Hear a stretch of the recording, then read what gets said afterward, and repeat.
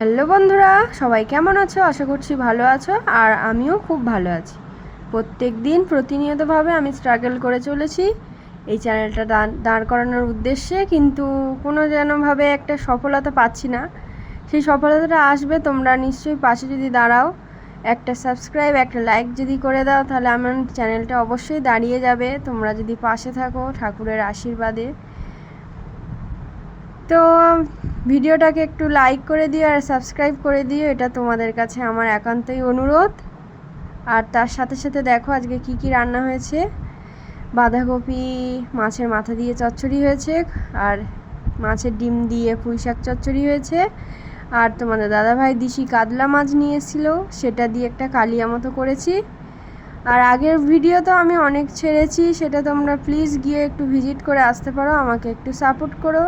তোমাদের সাপোর্টটা আমার খুবই দরকার, বারবার করেই বলছি। তো সবাই ভালো থেকো, টাটা, দেখা হচ্ছে অন্য একটা ভিডিও।